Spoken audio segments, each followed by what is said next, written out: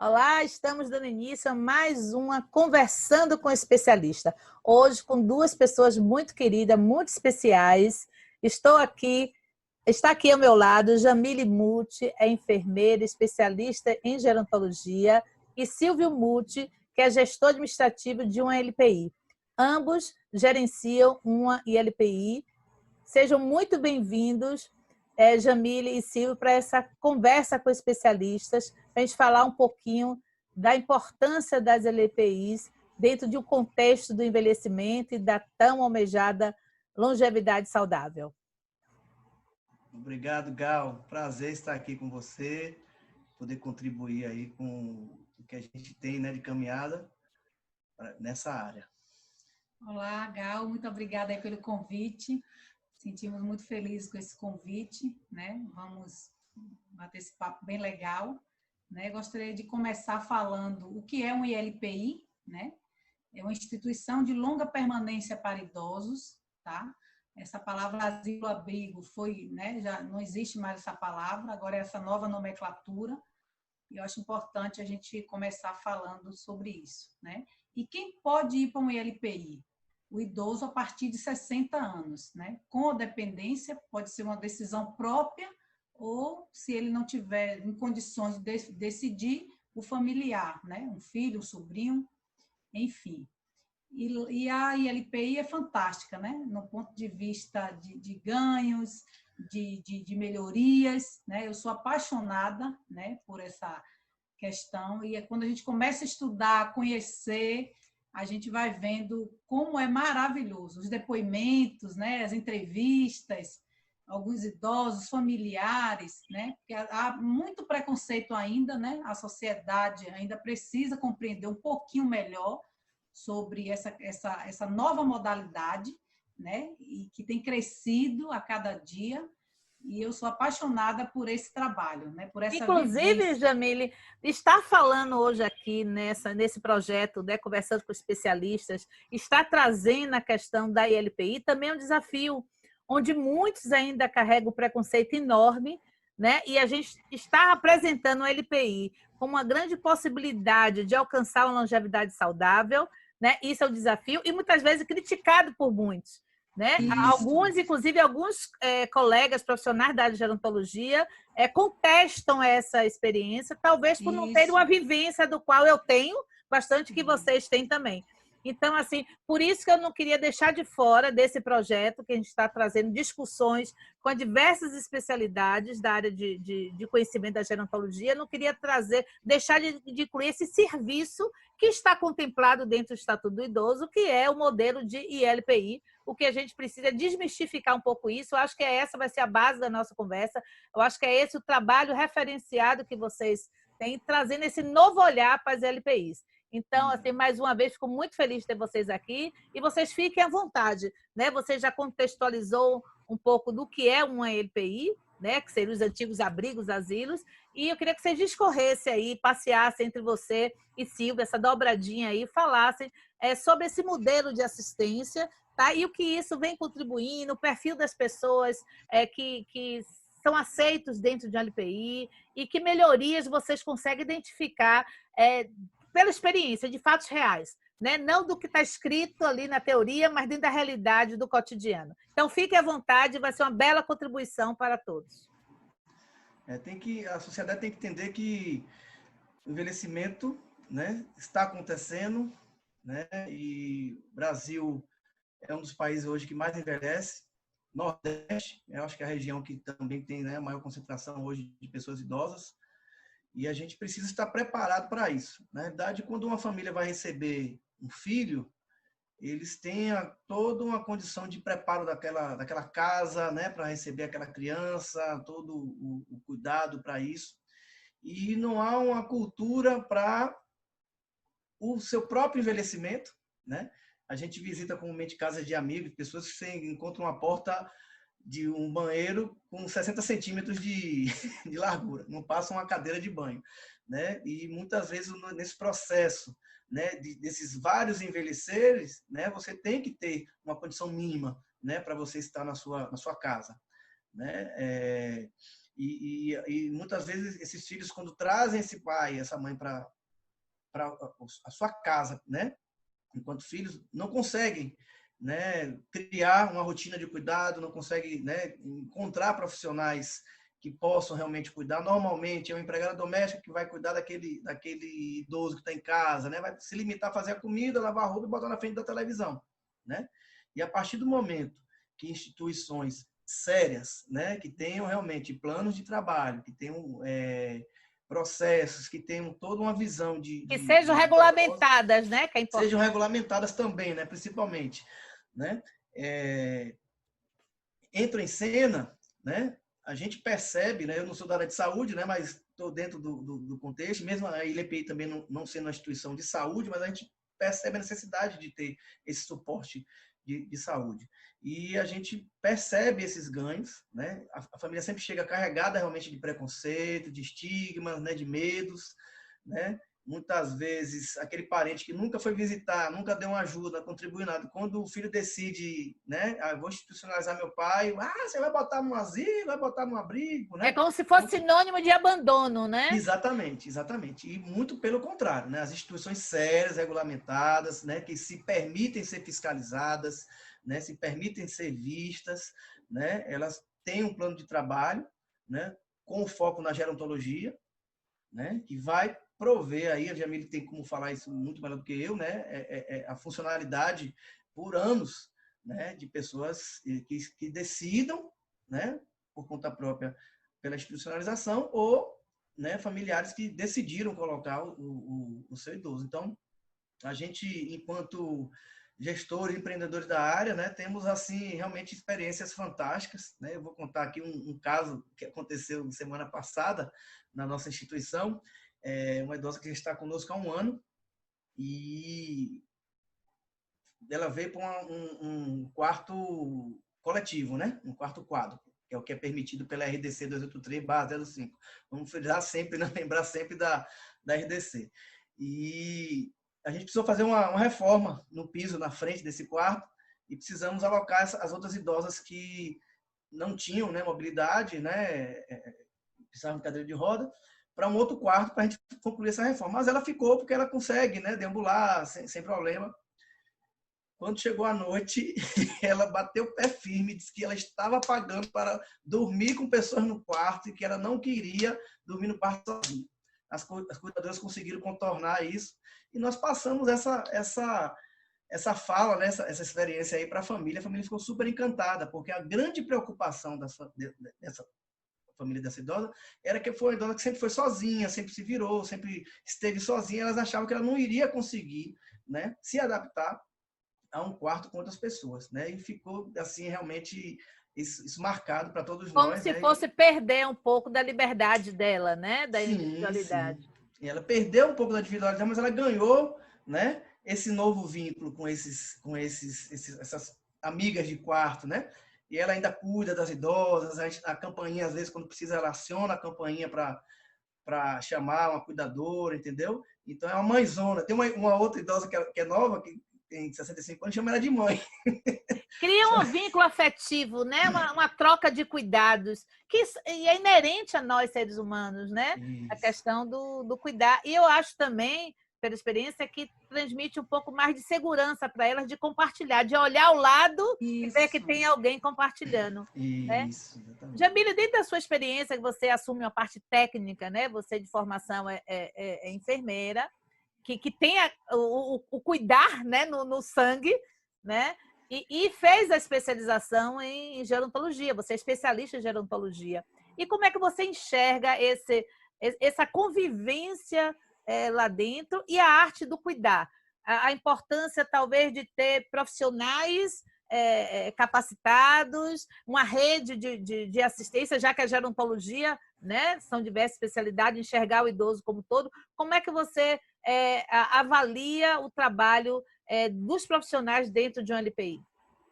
Nossa, é fantástico, porque a minha formação é enfermeira, mas só a formação não dá, é muito pouco. Claro que a gente tem o cuidar, mas realmente trabalhar com idoso não precisa só ter amor, tem que ter conhecimento técnico-científico, né? Para mim, foi uma vivência incrível após em gerontologia. Né? Minha turma foi maravilhosa, o curso, nossa, você foi uma das professoras, foi fantástico, né? Cada aula era melhor que outra, né? A gente acaba abrindo leque, né? Como eu falei, a graduação é muito pouco, né? Porque é muito restrito, a gente vê muito pouco sobre a saúde do idoso, e quando a gente se dispõe, né, a pegar aquele final de semana e estudar, nossa, muitas coisas boas nós descobrimos juntas, experiência, então a turma era diversificado, né, em várias áreas, e então isso nos ajudou muito e tem nos ajudado. E eu sinto essa necessidade hoje, né, como gestora da minha equipe tem esse conhecimento, né? Inclusive até já começa pelo cuidador, né? Porque eu acho que o cuidador ele tem que ter, até como sua grade, né? Você trabalha com uma grade de cursos, e eu acho importante ter a aula com o físio, com o fono, né? O cuidador não está limitado ali, dar um banho, dar uma comida e pronto, né? Ele tem que ter esse conhecimento de ver se o idoso não está mais deglutindo corretamente, e aí ele vai, né, ver para não broncoaspirar, e vamos ver com a fono, e a físio é necessário. Então, é extremamente importante esse profissional ter esse conhecimento, né? Porque o idoso, ele é um adulto, mas ele é um adulto idoso, né? É diferente as patologias no idoso, né? A gente com a gripe, a gente consegue evoluir bem, é uma outra questão. O idoso, se ele tiver uma gripe, a depender, vira uma pneumonia, da pneumonia ele vai a óbito, né? Verdade. Então, eu preciso ter esse olhar, desse cuidado, olhar todo o contexto dele, ter essa equipe, eu acho que desde os cuidadores, né? Um cuidador capacitado, e aí a gente vem com a equipe multidisciplinar, que é a enfermagem, o físio. Importantíssima a sua colocação, e é só para a gente fazer também uma ressalva, como você falou, o cuidador precisa ter essa visão, todos os outros profissionais, a visão é multidimensional da pessoa, não é que ele vá atuar enquanto aquele profissional, mas fazer um diagnóstico prévio, ou seja, perceber que está com determinada dificuldade e que isso precisaria chamar um outro profissional, como um fono, como um fisioterapeuta, como um enfermeiro, como um psicólogo. Então, a gerontologia nos dá essa visão geral, apesar de cada um de nós estar dentro, como diz hoje em dia, do seu quadrado, né, do seu área de maior de domínio, né, eu enquanto assistente social e meu olhar gerontológico, você enquanto enfermeira com seu olhar gerontológico, mas eu não vou fazer funções do enfermeiro porque eu não sou capacitada para isso. Mas a gerontologia nos abre os horizontes para poder atuar de uma forma mais consciente junto da pessoa idosa, e eu acho que é isso que eu queria ver com vocês, que vocês falassem um pouco dessa questão da humanização, né? Dessa quebra de preconceito. Eu, inclusive, sou, né, contestada por alguns, acho que eu faço apologia à institucionalização, eu não faço, mas eu acho que assim, a base, o lugar do idoso na família, em casa, mas a realidade não nos traz isso. Tem tantas outras questões que envolvem que faz com que o idoso vá para uma instituição, porque ele estaria lá podendo sim ter a qualidade de vida. Então, como é que vocês veem essa questão do cotidiano? O que é que um LPI, na prática, poderia estar favorecendo essa longevidade saudável? É a nível da assistência, é a nível do lazer, do entretenimento, é a nível educacional. Eu vi que recentemente vocês promoveram palestras lá, como vocês fazem sempre. Então, assim, estar numa instituição é apenas estar guardado e acolhido para receber medicação, alimento e uma boa dormida, ou vai muito mais do que isso? Não, vai muito além, né? A gente sempre tem um trabalho muito diversificado. O próprio estatuto diz isso, que ele tem que estar entre várias gerações, né? A intergeracionalidade. Então, a gente promove isso também. Eles gostam muito, seja o idoso lúcido ou com demência, de ver. A gente hoje tem estudantes de várias áreas que vão lá fazer entrevista,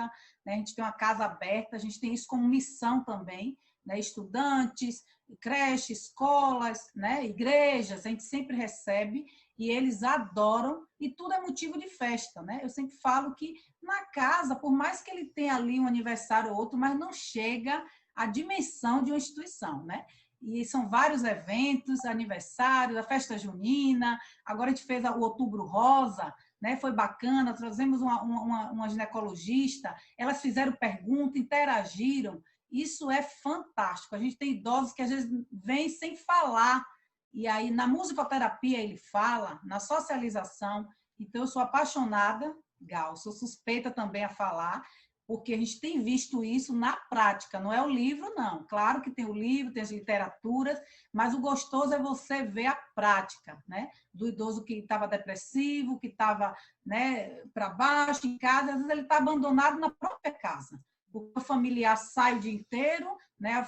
A mulher inserida no mercado de trabalho e chega já exausto no final da tarde e não tem como dialogar com aquele idoso. E aquele idoso é da sala para o quarto, né? E se resume ali na TV. E na instituição acaba até esse custo sendo menor, né? Porque às vezes o custo está muito maior desse familiar tendo esse cuidador em casa, porque a depender da dependência do idoso, no mínimo ele vai precisar de 3 cuidadores, né? E se ele vai ter tudo certinho, carteira assinada e tal, e aí isso vai onerar. E Só a os cuidadores preocupação termina saindo mais caro, né, o investimento do que propriamente toda a instituição, Sim. com todo o amparo.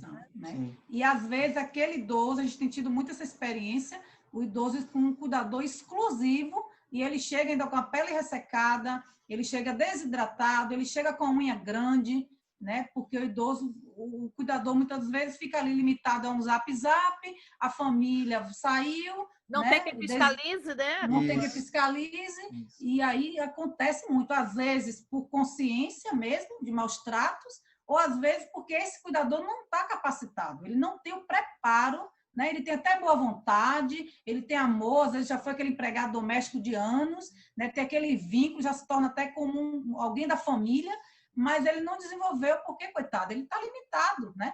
Alguém que é analfabeto, que não sabe ler, ele vai ter capacidade de ver a medicação, de ler, de ligar para uma Vitalmed, não tem condição, né? Então, a gente tem visto, os estudos têm aumentado, né, o campo, então a gente precisa, né, eu acho que é um papel também nosso de ser educadores, né, de mostrar à sociedade isso, essa importância, e eu tenho idosos hoje que se tivesse em casa já teria morrido, né? E a gente tem aquele olhar, a visão, né, e é fantástico. A socialização, né? Porque o idoso, ele precisa da socialização. Né? E principalmente ele, o idoso, na sua maioria, gosta muito de conversar, de relatar, de contar sua vivência, sua profissão, né? Ele tem prazer, seja ela uma simples dona de casa, como alguém que trabalhou, ela tem prazer de ouvir. E eu ouço isso cada dia como se fosse a primeira vez. Às vezes eu ouço e pergunto, eu tenho uma mesmo que viajou muito o Brasil, quase todo, fora do Brasil, e cada dia que eu ouço uma história dela é como se fosse a primeira vez, né? Ela super feliz, satisfeita em estar na instituição. E ela relata isso. Né? Ela é lúcida, foi uma opção dela, ela não tem filhos, né? E ela diz que hoje ela é muito mais feliz do que quando ela estava em casa sozinha com o cuidador. Né? E geralmente esse idoso, são irmãos idosos também, que é uma outra problemática, né? Aquele idoso não tem condição de suporte físico, emocional, tem essa questão também de muitos idosos. A questão do idoso cuidando de idoso hoje, idoso, né? Pela questão da longevidade que está aí. Exatamente. Eu não sei se você concorda comigo, Jamile, e Silvia aí também, o que eu vejo muitas vezes as famílias, em nome do cuidar, né, do dedicar o amor, mas detém aquele seu idoso em um leito em casa, no quarto. Né? E muitas vezes para dar satisfação à sociedade. Sim. Né? E aí aquele idoso fica vegetando dentro de um quarto, é a casa sem acessibilidade, como o Silvio falou há pouco, as portas nem comportam uma acessibilidade se alguém depender de um andador, de uma cadeira de roda, de uma cadeira de banco, quer dizer, fica restrito ao quarto, sem atividades, mas a família tem no coração achando que está cuidando, que está com o seu idoso. E o que eu me embato, e sou criticada por alguns, é que esse cuidado pode permanecer muito maior se ele estiver numa instituição que seja, tudo que a gente já falou, regulamentada, humanizada, tudo dentro do que a gente acredita, né? E onde ele vai ter atividade constante, assistência 24 horas, fazer sua fisioterapia, ter os eventos sociais que são fundamentais, como o Jamile mesmo já colocou, o que não teria em casa, né? Exato. Então, no meu olhar, é isso. Silvio... A gente teve uma fala, só complementando, à vontade. A fala da nossa assistente social, ela identificou algumas famílias que estavam visitando mais o seu idoso na instituição do que em casa. Porque muitas vezes o que acontece? Aquele familiar que assumiu o cuidado, ele está em conflito com outros membros da família, né? Vamos supor. E aí a família evita de ir na casa, né? Porque é a casa do familiar, não é a casa do seu idoso. E aí se diminui essa frequência de visita. A partir do momento, né, que o idoso está institucionalizado, ele está num lugar neutro, né? Ele talvez aquele familiar não venha encontrar no mesmo horário de visita com aquele outro familiar que está em conflito. E aí o benefício vem para o idoso, né? Então ela identificou isso, ela nos relatou sobre isso, né? Pessoas que relataram que estavam uma frequência maior realmente de visita nesse sentido, né? E isso mostra aí um dos benefícios também, né? De o idoso estar institucionalizado, que vai ajudar também na longevidade, né? Esse contato com a família, manter, ver mais vezes, né? Do que via, né? Então, acho que fica bacana também essa situação. Nós estamos falando aqui de um modelo que é a ILPI, né? Instituição de Longa Permanência para Idosos, que é um dos modelos mais, é o modelo mais antigo de assistência ao idoso, né? Vem da era do cristianismo e tal, lá no século V, enfim. Mas outros modelos existem, né? No Brasil nem temos tantos, na Bahia nós não temos, como os centros-dias, né? Hoje se fala muito em habitação compartilhada, né? Tantos outros, vila do idoso e tal, que eu acho também são modelos extremamente interessantes, mas cada um dentro do seu perfil, digamos assim, do idoso. O que eu não sei se vocês acompanham com certeza, assim, essas vilas onde cada um tem sua casa, que gere a sua própria vida, que é fantástico, mas é fantástico até por um período que aquele idoso ainda tenha sua autonomia e sua independência, mas a partir do momento que o idoso começa a ter um grau de dependência maior, ele não vai conseguir se manter em modelos como esse, que vai precisar de cuidados. E aí entra as instituições, que a instituição promove o cuidado, não só para aquelas pessoas que ainda mantêm a sua autonomia e independência, mas como aquelas pessoas que passam a estar no estado maior de dependência, seja física, seja cognitiva, enfim. E Silvio, você, enquanto gestor administrativo, né? Vocês dois empreendedores de uma ILPI, para você, qual foi o maior desafio ao realizar esse sonho? Eu sei que foi um sonho, um desejo de vocês que se tornou realidade, né? Quais são os maiores desafios que você encontra? São é a legislação, é a fiscalização, é pessoal, são os encargos? O que é que representa, né, a gestão de um ELPI? O desafio realmente é a fiscalização, né? Porque nós somos uma instituição social e normalmente somos fiscalizados, né, principalmente pela vigilância sanitária, como uma instituição de saúde, né? E isso acaba onerando, né, devido às exigências, né, o custo para isso. A questão hoje maior minha, enquanto empreendedor dessa área, tem sido também o grande crescimento de instituições clandestinas, né, vamos dizer, vamos falar dessa forma, que são clandestinas a partir do momento que você monta a instituição, que você só tem um cartão CNPJ, não tem um alvará de funcionamento, né? Não tem um alvará sanitário, né? Você não assina a carteira, né, dos seus funcionários, não dá os direitos dos seus funcionários, está dentro da nossa filosofia, né? Aí falar um pouco sobre a gente de desenvolver e valorizar as pessoas. Porque esse cuidador que está botando a mão na massa, né? Ele está ali tocando aquele idoso, está ali beijando, está cuidando, trocando a fralda, né? Dando a medicação no horário correto. Ele tem que ser valorizado, tem que ser respeitado, né? E a gente tem esse desafio, capacitar também, né? A gente, infelizmente, esse ano, devido à questão da pandemia, a gente não teve nosso ciclo de treinamentos, né? De 2020. O ano passado foram quase 11 treinamentos que nós fizemos. Né? Tudo para trazer para a equipe, né, a consciência do cuidado, de como é, né, a hora que vai precisar falar com a Rafaela, né, sobre assistência, a hora que vai falar, Rafa, vamos ver o fonoaudiólogo, acho que não está deglutindo bem aqui, seu Antônio, né? Então a equipe tem que estar alinhada nesse sentido, né? E o desafio hoje é justamente a fiscalização, né, e essa concorrência desleal, porque é uma concorrência que põe em risco, né, um LPI regular, né, que contribui com seus impostos, né, que cumpre a sua função social, né, de gerador de emprego também e renda, né? Enquanto que, desculpe, a outra não está nem aí. A gente tem relatos de instituições que trocam equipe de cuidadores praticamente todo mês. A família vai visitar esse mês, daqui a 2 semanas a equipe está completamente mudada. Muitas vezes para não criar o vínculo, né? Exatamente. Entendeu? Para Então, burlar com a questão trabalhista, isso, né? isso. Então, você tem essa situação, né? E as famílias, assim, o que acontece? A gente está, né, 5 anos, né, como empreendedores dessa área. Eu só tive uma família até hoje que me pediu o alvará de funcionamento. Uhum. Entendeu? E me perguntou, por que vocês montaram uma instituição para idosos? O que levou vocês a montar uma instituição para idosos? Aí eu expliquei, né, o meu histórico familiar, com minha avó, né, tudo que a gente tentou com ela à época e não encontramos instituições, né, expliquei tudo para ela. Foi a única pessoa, né? E eu conversando ontem com uma pessoa que está para trazer uma pessoa conosco, ela falou, eu falei isso para ela, ela disse, realmente, eu nunca pedi o alvará de funcionamento da instituição que minha mãe está. Né? Então, a sociedade precisa ter consciência, né, de que as ILPs ela têm suas obrigações legais, né? Elas precisam estar legalmente constituídas, elas precisam responder aos órgãos fiscalizadores Tem uma corretamente. lei, né, a RDC, Tem uma que lei, rege a todos RDC, os detalhes, os mínimos detalhes isso, da assistência, isso.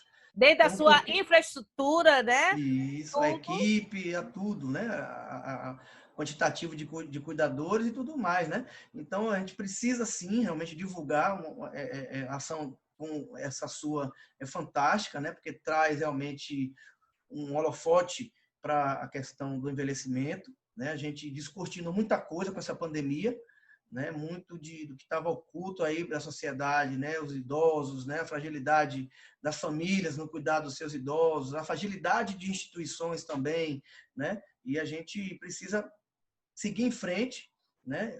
Lutar realmente para que tudo ocorra dentro do que precisa ser feito, né? De toda a legislação da RDC, Estatuto do Idoso, né? E assim a gente conseguir promover constituições sérias, com trabalho sério, realmente um envelhecimento contínuo aí dessas pessoas idosas, com ainda a funcionalidade delas, né, com a identidade, né, a contribuição ainda de pessoas idosas, né, nesse sentido. A gente teve uma experiência com a psicóloga um tempo atrás, ela fez um trabalho de grupo com alguns idosos, não lembro muito bem assim o que foi o tema, mas ela e tinha duas filhas de uma idosa participando, tinham ido visitar, né, acabaram participando dessa dinâmica.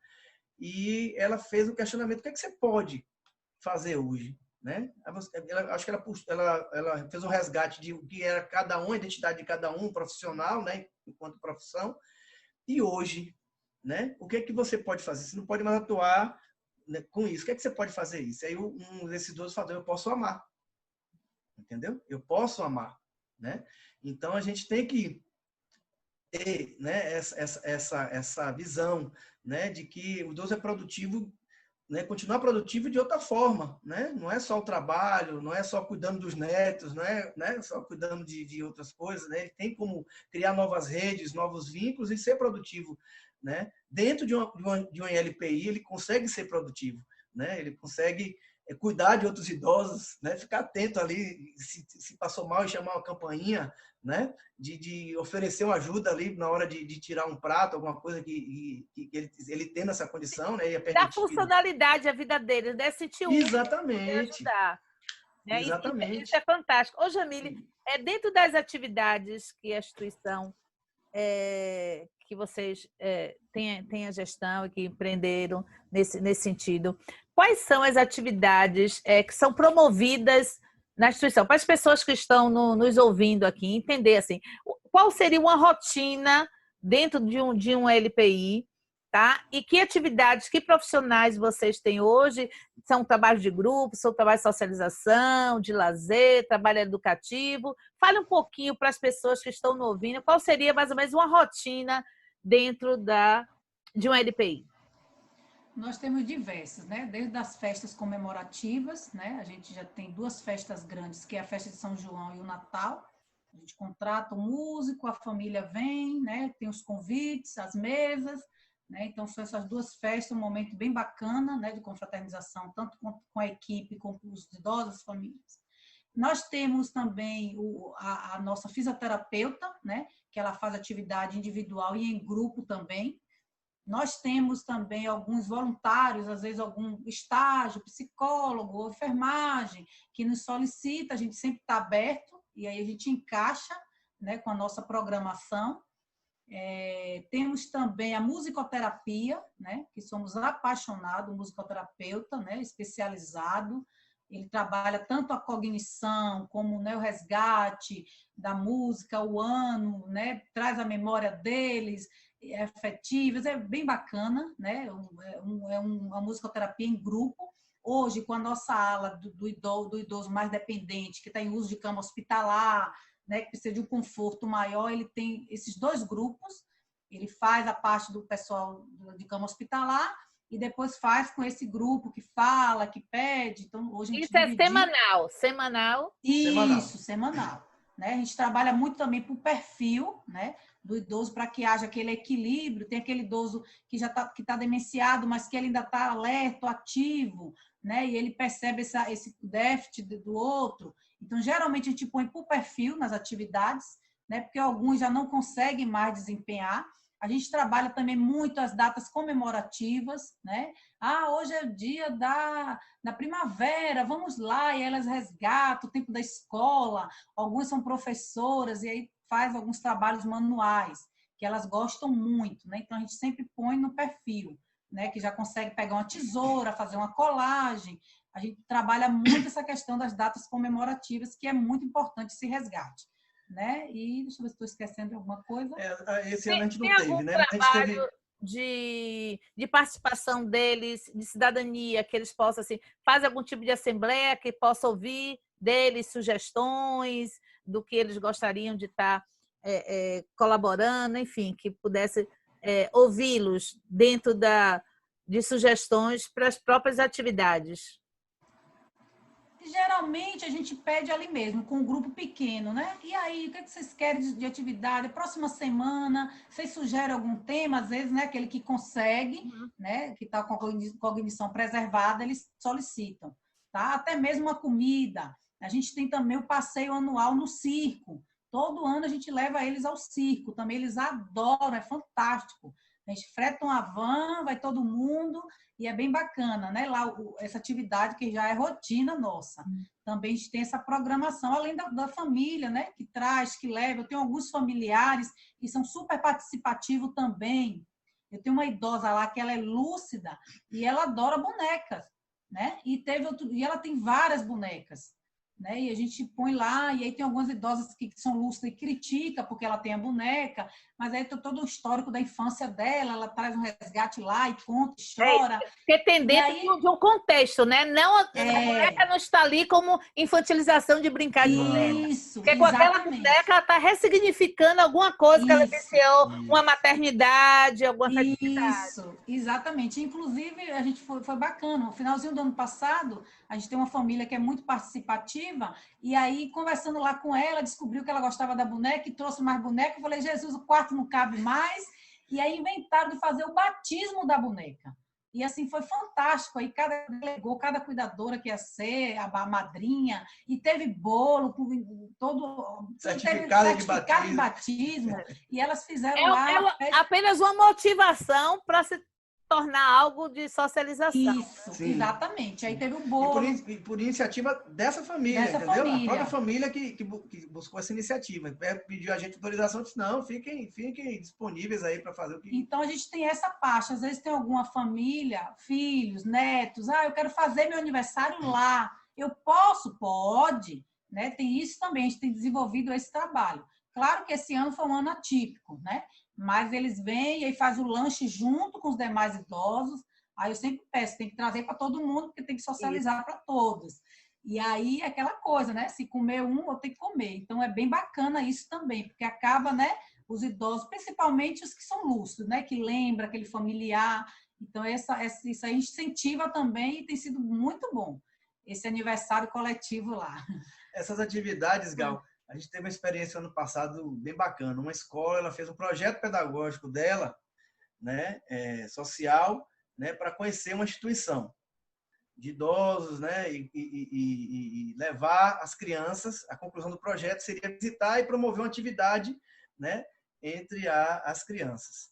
Aí eles passaram a tarde lá com os idosos, trouxeram massinha, fizeram brincadeiras, né, fizemos uma brincadeira coletiva no final com a malha que a gente tem lá, que é usada na fisioterapia.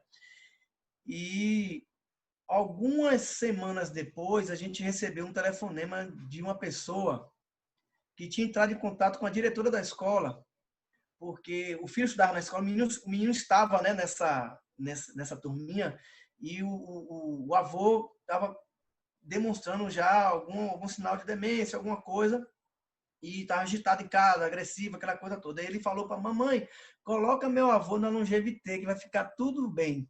Entendeu? Aí ela lembrou que tinha tido essa ação, ligou para a escola entrou, passou o contato da gente, né? E ela conversou com o Jamílio, acabou não vindo, não foi? Acho que teve era pandemia também, começou a pandemia, a gente não estava recebendo. E teve essa resposta, né, de educar realmente, né, as crianças, elas entenderem, né, de que há um lugar bom, em casa é bom, tá com vovô, tá com, né, claro, mas se não tem como, né, ter uma outra opção, que também ele vai estar com o vovô. A gente criou lá o cantinho dos netinhos, quando eles chegam, tem um cantinho com brinquedo, com tudo, para eles brincarem também, interagirem com os outros idosos. Né?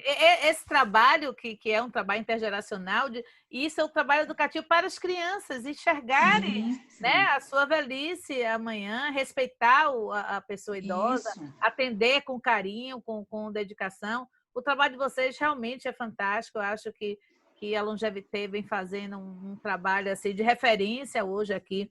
Também falo isso, que eu trabalho também há muitos anos em LPI e admiro muito o trabalho de vocês, e é por isso que eu queria ter essa conversa com vocês aqui, para trazer esse novo olhar das LPIs. A gente tem que deixar claro que isso não é a realidade da maioria, talvez assim dizendo, né? A gente ainda vem com muito do que se dizia da questão dos abrigos, dos asilos, dos depósitos. Infelizmente ainda tem isso, né?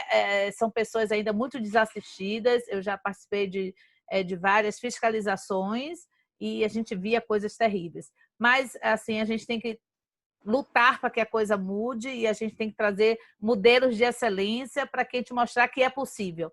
Então, a gente não precisa focar no que não está bom, mas mostrar o que está bom para que os outros possam melhorar. Então, eu acho que é esse o nosso papel aqui, trazer a LPI para essa discussão, trazer a LPI como modelo, sim, né?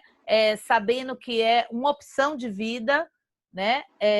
Para aquelas pessoas que não podem se manter no seu lar, que não podem se manter com a família. E, ao mesmo tempo, dizer que se esse idoso for para a instituição, e se for uma instituição séria, esse vínculo não vai se afrouxar, pelo contrário, até fortalece, porque você perde o desgaste do dia a dia, do cuidar, né? Do dar um banho, do alimento, de ter a paciência, de controlar o remédio. Isso fica por conta da instituição, né? E o familiar vai dar o que ele mais quer, que é a atenção, é o carinho, é o respeito, é o amor. Então, eu acho que essa parceria das LPIs, né? A LPI não está só. A LPI só funciona bem quando está em parceria com a família.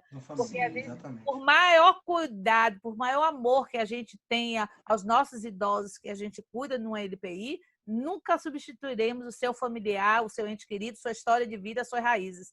Mas isso pode ser feito de uma forma tão harmoniosa, que depende muito, como vocês, de proporcionar, de abrir as portas para as universidades, para os estágios, porque nem toda instituição abre, porque não quer mostrar a sua realidade. Quando a gente abre a porta para um estágio, você está à mercê de uma avaliação crítica do aluno, do supervisor dele da universidade, e quando a gente não tem nada a esconder, a gente abre as portas com tranquilidade, e muitas vezes até a gente aprende com a universidade, né? Nessa parceria. Então, assim, eu queria, mais uma vez, parabenizar vocês, né? Vocês dois, pela coragem. Digo coragem porque muitas pessoas têm esse plano, muitas pessoas pensam em empreender nesse sentido, mas às vezes falta a coragem, né? De correr os riscos todos, porque é o risco que a gente corre, porque não deixa de ser um negócio, mas é um negócio com amor, é um negócio sério, né? Essa é a diferença. Também a gente não vai dizer que é filantropia, que vai... Não,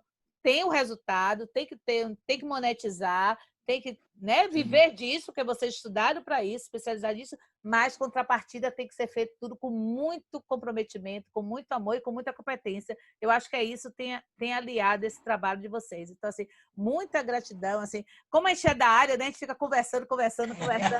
Se deixar, a gente fica aqui gravando aqui para as pessoas e já estão quase chegando, quase 1 hora de bate-papo. Mas antes de finalizar, eu queria assim, saber de vocês, porque recentemente, no último dia 1º de outubro, que é o marco, né? É o dia que é considerado nacional e internacional da pessoa idosa.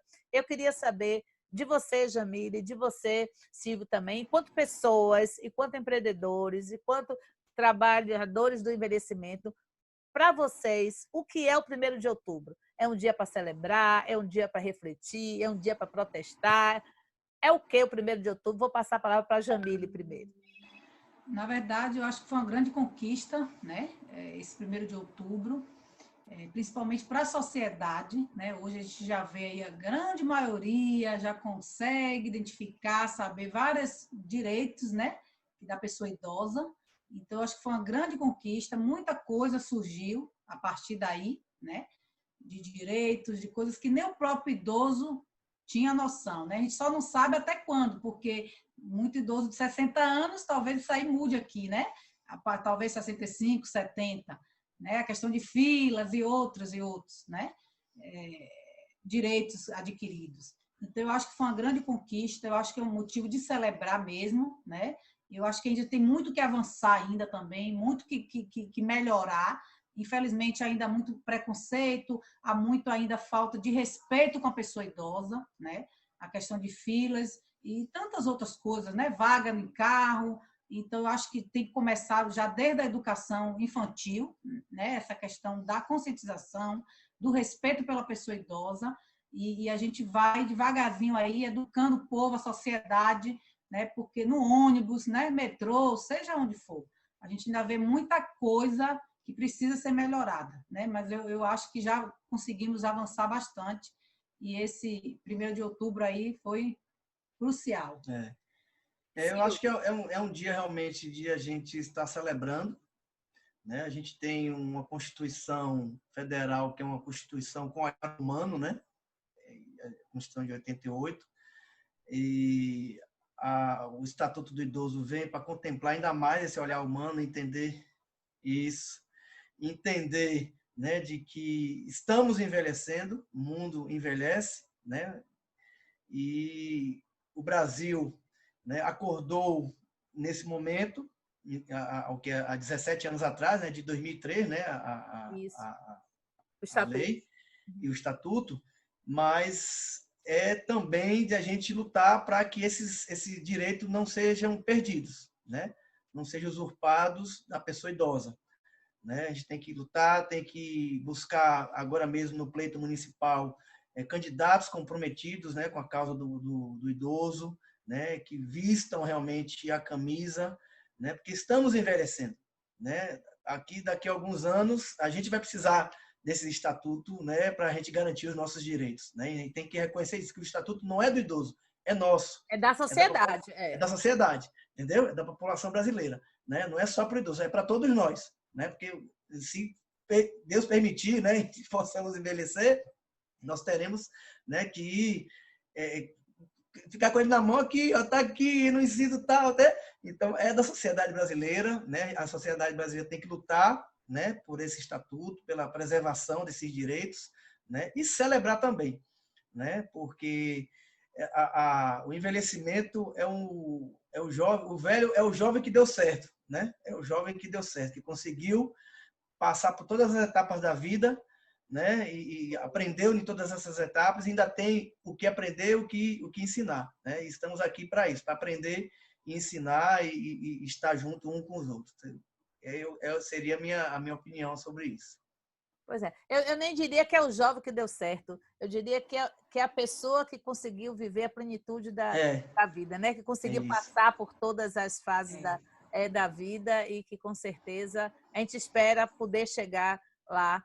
Então, assim, realmente está no finalzinho da nossa conversa. Queria muito agradecer a vocês por essa conversa, né? Pela contribuição de vocês, parabenizar mais uma vez pelo trabalho e vamos continuar nessa luta, porque é uma luta que é de todos nós e nós, enquanto especialistas na área, temos responsabilidade talvez um pouquinho maior por termos estudado o envelhecimento e poder estar divulgando para a sociedade. Esse é o meu papel aqui também com essas entrevistas, trazer um pouco dessas discussões e de apresentar tudo isso para a sociedade e ficar um marco, né, em 2020, quem sabe tudo isso que está registrado aqui nesse momento, daqui a 20 anos, né, em 2040, vamos assistir isso, assim, ai meu Deus, naquela época era assim, agora está tudo tão diferente e a gente vai ter um marco aí registrado. Viu, meu?